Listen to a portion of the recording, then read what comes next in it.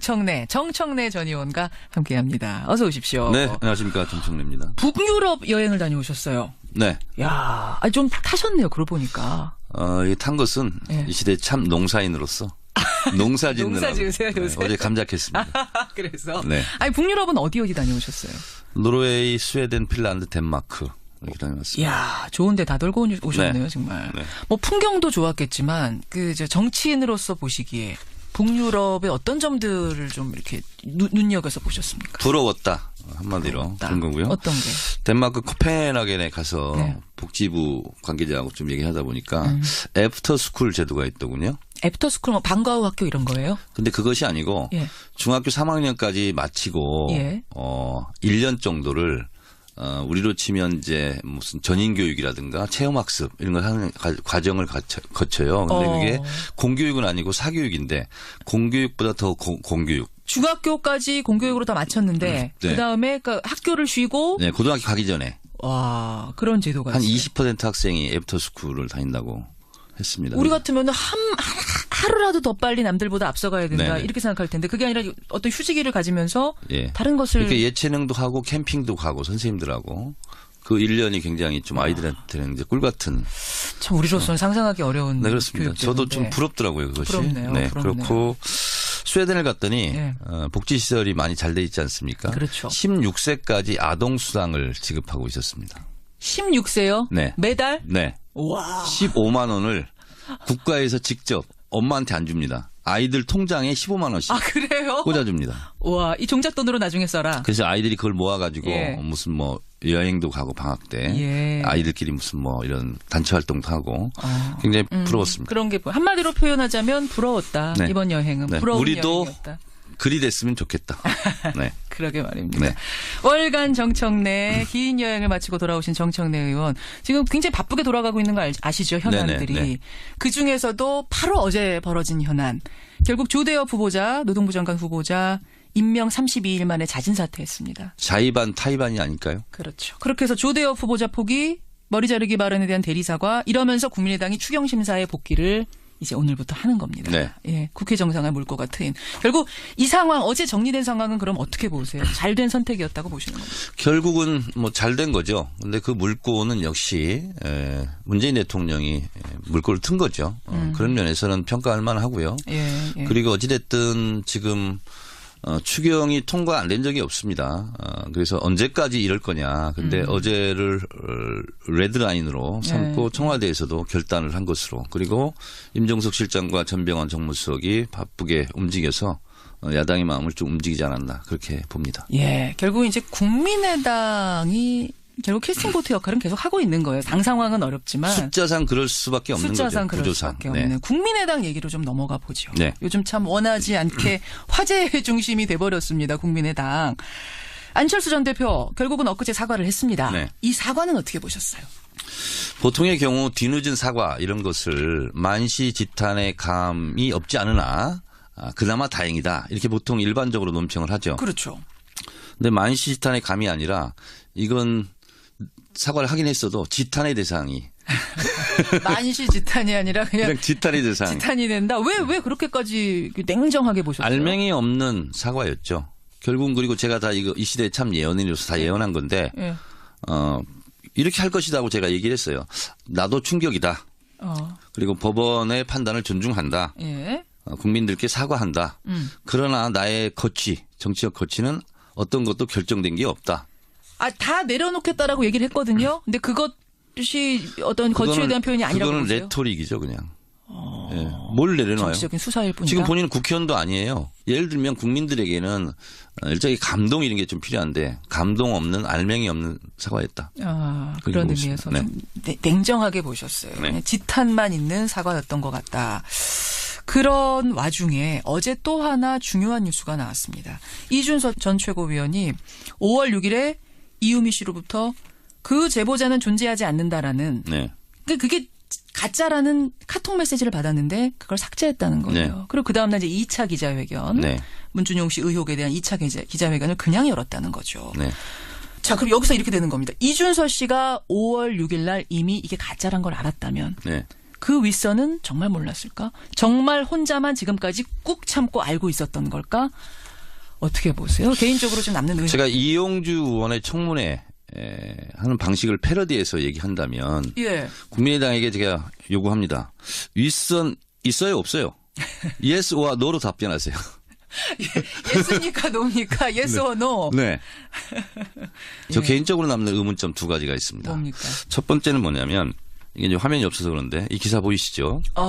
지금 뭘 가지고 4월 계시네요? 1일자 예, 예. 뉴시스 기사입니다. 박지원 문 아들 특혜 채용 증거자료 신빙성 있다. 4월 1일자 예, 기사인데요. 문준용 씨 특혜 채용 의혹 네. 신빙성 있다. 증거자료 신빙성 있다. 네네. 그러니까 4월 달에 이미 뭔가 증거를 가지고 있다라는 얘기는 했다는 겁니다. 네네. 근데 그게 뭔지는 모릅니다, 지금. 그래서 발표 시기에 대해서는 이렇게 얘기합니다. 본인이 박지원 전 대표. 예. 그쪽 팀들이 하고 있으니 저한테 보고할 것이라며 말을 아꼈다. 이렇게 예. 됐는데요. 지금 말하는 이 신빙성 있는 자료와 이것이 일치하는지는 저는 잘 확인할 길은 없어요. 예, 예. 그러나 문제는 뭐냐면 그쪽 팀들이 하고 있으니 저한테 보고할 것이라고 얘기했어요. 예. 그리고 대선 전에 가장 큰 거, 센 거를 이걸 터뜨렸거든요. 그렇죠. 그러면 박지원 전 대표는 이 부분에 대해서 보고를 받았을까 안 받았을까? 또 그때 하나는 증거자료라고 했던 거 그쪽 팀에서 준비하고 있다고 했던 게 뭔지를 지금 이 정도로 말씀해 주십시오. 얘기했으면 상당히 큰 거였지 않았겠습니까? 그랬겠네요. 본인이 이제 해명을 해야 되고요. 아무것도 없는데 그렇게까지 말씀하시진 네. 않았을 테니 그때 그게 무엇이었는지 말씀을 해 주십시오. 지금 네. 이 요청이에요. 예, 또 하나 저는 개인적으로 남는 의문은 예. 제보 조작 대본에 보면 예. 일반인이 알 수 없는 그 내용이 나옵니다. 5월 5일자 당에서 발표할 때 예. 뭐가 나오냐면 청와대 시민수석 그러니까 문준용 씨하고 동년배의 딸이 있고 예. 그분이 은행의 꿀보직으로 일하고 있다. 어허. 이런 얘기를 해요. 근데 이거는 기사에 검색해도 안 나오는 내용입니다. 이게 지금 무슨 얘기예요? 전 처음 듣는 얘기인데. 근데 이게 언론에 크게 보도가 안 됐는데 예. 그날 5월 5일 날 국민의당에서 발표할 때 이 내용 녹취록 중에 나오는 겁니다. 이 내용이. 5월 5일 날 이 가짜 제보 네. 지금 우리가 가짜인지 알고 있습니다만 네. 요 의혹에 대한 첫 기자회견이 있잖아요. 네네. 근데 그걸 내용이- 틀어요. 틀어서 나오는 내용 중에 지금 제가 말씀드린 이 내용이 나옵니다. 어, 그러면 이유미 씨는 예. 일반인으로서는 정보 접근이 불가능한 이러한 내용들을 어떻게 알고 있었을까? 그러니까 이유미 씨가 만들어낸 사실은 이유미 씨 남동생 네. 문준용 씨의 동창 역할을 한 그 사람하고 이 이유미 씨의 그러니까 가짜 대화가 녹취록에 나오는 내용을 제가 말씀드리는 겁니다. 청와대 시민수석의 딸이 딸을 언급하고 그게 예. 문준용 씨하고 거의 동년배고 은행에서 꿀보직으로 일하고 있다. 근데 이거는 기사 검색에도 안 나오는 내용이에요. 그러면 그거 이제 중요한 얘기가 아니라고 생각해서 사실은 이제 그건 기사도 안 썼던 안 내용일 썼죠 많이 텐데. 언론에서. 예. 근데 이런 원소스를 이유미 씨는 어떻게 알고 있었을까? 그건 그러니까 사실은 사실이에요? 은행에 근무하고 있어요? 그거는 팩트인 걸로 팩트인 걸로. 예, 체크가 되고 있습니다. 근데 이 중요한 팩트를 어떻게 알았을까? 이유미 씨가 어떻게 알았어요? 그리고 예를 들면 이유미 씨 평당한 같은 경우 이유미 그 씨가. 녹취록에 보면 예. 문준용 씨가 토플학원 다녔다고 그래요. 예. 토플학원 다니는 것은 어떻게 알았을까? 그 토플학원 다니는 거 토플학원이야. 근데 이제 저 유학 가려면은 다니니까 그거야 그럴 수 아니 근데 있겠지 그거를 치는데. 짐작으로 얘기할 수 없죠. 그럼 기자들이 바로 체크해서 토플학원 다녔다 안 다녔다 후속 취재하면 금방 어떻게 보면 들통이 나잖아요. 아까 뭐 토플은 토플이다 치더라도 아까 그 청와대 얘기. 청와대 수석의 딸이 네. 은행에 좋은 보직을 갖고 다니고 있고 문준용 씨의 동창이더라. 네네. 이거는 상당히 네. 깊숙한 자료인데 네. 평당현 이유미 씨 혼자서 조작을 하면서 이 깊은 자료를 어떻게 알고 있었을까? 그 부분 말씀하시는 그렇죠. 거예요. 그 원소스를 어떻게 알았을까? 이런 의문이 남는 거예요. 저는 검찰에서 이 부분도 수사해 줬으면 좋겠어요. 어떻게 그걸 알았을까? 아니면 누가 주었다면 누가 줬을까? 예. 이 부분이 아마 몸통을 흔드는 꼬리가 될 수도 있겠다 이런 생각이 듭니다. 조작도 혼자가 아니었을 가능성. 그렇습니다. 저는 그런 그걸 좀 가능성 수사해 주십사. 충분히 있을 수 있다 이렇게 보고 있습니다. 알겠습니다. 이거는 이제 정청래 의원의 개인적인 의혹이라는 거 여러분 전해드리고요. 어떻게 생각하실지 모르겠어요. 자유한국당 얘기로 가보죠. 자유한국당. 네. 류석춘 혁신위원장이 예. 당을 혁신하겠다라고 지금 외부에서 예. 들어와서 작업 중입니다. 지금 제가 봤을 때는 이 혁신위원장 임명하고 이런 거 보니까 예. 중도 속으로가 아니라 우파 속으로 계속 배낭을 메고 행군할 것 같아요. 더 극우로. 사실 유석춘 혁신위원장이 지금 엄청난 화제를 뿌리고 있는 이유가 이분이 일베에 대해 적극 지지를 하는 걸로 유명한 네네, 분이고 또 박근혜 전 대통령 탄핵이 과도한 정치 보복이다. 네. 이런 얘기를 하셨어요. 그것은 반국민적 발언이죠. 탄핵을 원했던 그리고 거의 95% 국민을 단결시킨 새누리당 국회의원들조차도 사실 그렇습니다. 찬성표를 던졌던 탄핵인데. 네, 그렇습니다. 근데 이것은 반국민적이고요. 그리고 실제로 정치보복을 얘기하는데 그러면 국민들이 정치보복을 했다는 거 아니겠습니까? 대통령한테 국민들이 정치보복을 한 것이 되나요? 80~90%가? 네, 그렇게 되는 셈이잖아요. 아하. 적절하지 않은 표현이죠. 그래요. 네. 거기에다가 이런 것도 발표했어요. 유석춘 위원장이 자유한국당 18명, 바른정당 7명을 철학 없는 국회의원이다. 이건 무슨 기준으로 철학 없는 의원을 뽑으신 걸까요? 결국은 핵심은 친박, 비박 이걸 지금 얘기하고 있는 거잖아요.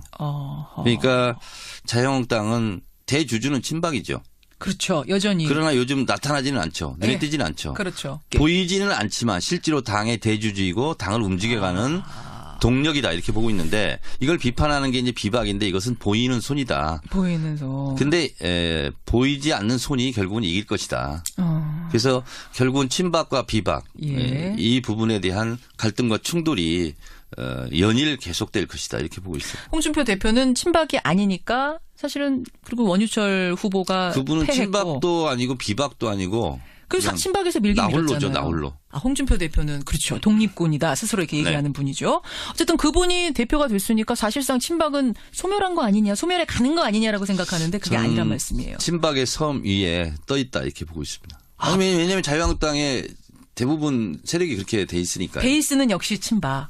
다만 지금 소리만 못 내고 있습니다. 그리고 비박은 이제 더 이것도 엉거주춤하게 자기 세력화를 하기 어려운 게 바른정당으로 탈당했다가 다시 복당했잖아요. 그렇죠. 이분들이 스텝이 꼬이면서 실제로 당에서 목소리 내기도 어렵죠. 그렇게 되는 거군요. 네. 유석춘 위원장까지 와서 더 극우적인 행보, 네. 더 친박, 진박적인 행동을 보이면서 결국 친박들이 다시 살아나는 건가요? 네. 목소리 내기 시작하고. 그러니까 이제 홍준표 대표 같은 경우는 그래도 대중 정치인으로서 대중적 감이 있잖아요. 그렇죠. 그래서 여당에 대해서도 비판할 건 비판하고 협조할 건 협조하겠다. 이게 사실은 일반 상식이죠. 그러나 정우택 원내대표는 또 이것과 좀 다르죠.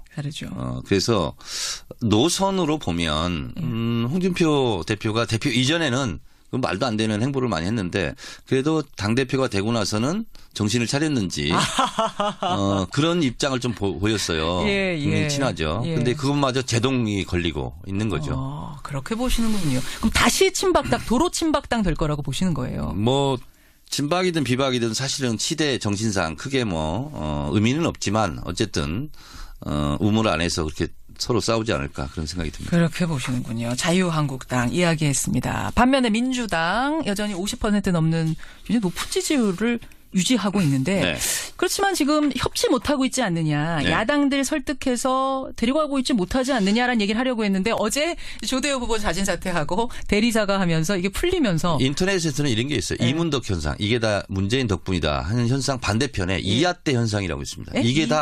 이게 다 야당 때문이에요. 이야떼. 이것이 여의도에서 실튼 좋든 간에 현재의 시대적 흐름이다. 이렇게 보고 있어요. 근데 이 흐름에 역행을 하면 어느 정치 세력도 살아남기 어렵다.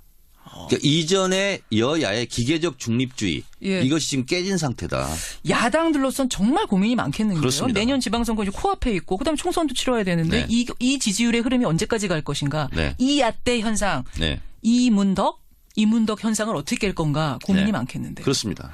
그래서 결국은 더불어민주당이나 문재인 대통령은 의회에서는 소수지 않습니까? 그렇기 때문에 결국은 높은 국민적 지지율을 지렛대 삼아서 국정을 운영할 수밖에 없다라고 보고 있어요. 그래요. 월간 정청래. 다음 달 이제 월간이 진행될 때까지 요걸 여러분 좀 주의 깊게 보십시오. 제 말이 맞나 틀리나 하는 게 하나 있다면 뭘까요? 국민의당은 자중질환 속으로 급속히 빨려 들어갈 것이다. 자중질환 속으로. 이미 지금 뭐 상황이 좋지는 않은데 그것보다 더 급격하게 지도부가 개입돼 있으면 당을 해체하겠습니다. 이게 박주선 비대위원장의 선언이었거든요. 현재까지는 이준서 전 최고위원이지 않습니까? 최고위원은 지도부예요. 상황이 굉장히 안 좋게 돌아갈 거라고 보시는 거군요. 이런 거 보고 사자성어로 악화일로 진퇴양난이라고 그러죠. 악화일로 진퇴양난, 자중질환의 속으로 더 빨려들 수밖에 없다. 국민의당을 좀 지켜보시라. 이런 말씀 여러분들께 던지면서 월간 정청래 또 농사 지러 가셔야죠. 네. 뭐 지으십니까 주로?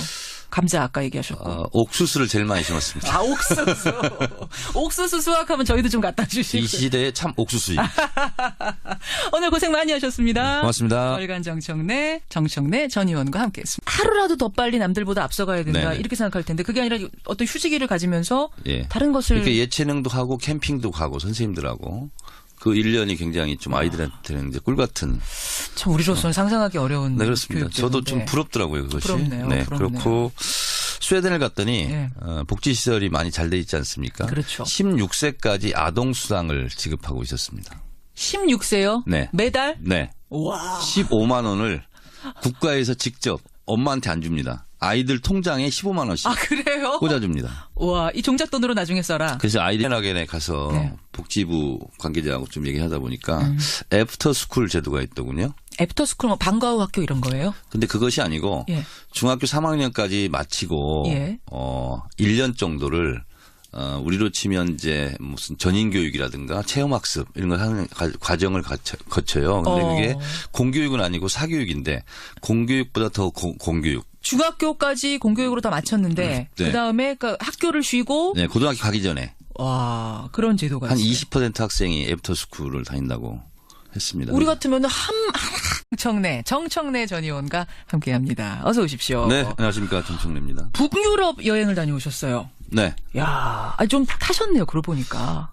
이 탄 것은 네. 이 시대 참 농사인으로서 농사 짓느라고. 농사 지으세요, 요새? 어제 감작했습니다. 그래서. 네. 아니 북유럽은 어디 다녀오셨어요? 노르웨이, 스웨덴, 핀란드, 덴마크 이렇게 다녀왔습니다. 이야, 좋은데 다 돌고 오셨네요, 네. 정말. 네. 뭐 풍경도 좋았겠지만 그 이제 정치인으로서 보시기에 북유럽의 어떤 점들을 좀 이렇게 눈여겨서 보셨습니까? 부러웠다 한마디로 그런 거고요. 어떤 게? 덴마크 코펜이 그걸 모아가지고 예. 무슨 뭐 여행도 가고 방학 때 예. 아이들끼리 무슨 뭐 이런 단체 활동도 하고 굉장히 부러웠습니다. 그런 게 한마디로 표현하자면 부러웠다. 네. 이번 여행은 네. 부러운 우리도 여행이었다. 글이 됐으면 좋겠다. 네. 그러게 말입니다. 네. 월간 정청래 긴 여행을 마치고 돌아오신 정청래 의원 지금 굉장히 바쁘게 돌아가고 있는 거 아시죠? 현안들이. 네네, 네. 그중에서도 바로 어제 벌어진 현안. 결국 조대엽 후보자 노동부 장관 후보자 임명 32일 만에 자진 사퇴했습니다. 자의반 타의반이 아닐까요? 그렇죠. 그렇게 해서 조대엽 후보자 포기 머리 자르기 발언에 대한 대리사과 이러면서 국민의당이 추경심사에 복귀를 이제 오늘부터 하는 겁니다. 네. 예, 국회 정상을 물고가 트인. 결국 이 상황 어제 정리된 상황은 그럼 어떻게 보세요? 잘된 선택이었다고 보시는 겁니다. 결국은 뭐 잘 된 거죠. 근데 그 물꼬는 역시 문재인 대통령이 물꼬를 튼 거죠. 그런 면에서는 평가할 만하고요. 예, 예. 그리고 어찌됐든 지금 추경이 통과 안 된 적이 없습니다. 그래서 언제까지 이럴 거냐. 근데 어제를 레드라인으로 삼고 네. 청와대에서도 결단을 한 것으로 그리고 임종석 실장과 전병헌 정무수석이 바쁘게 움직여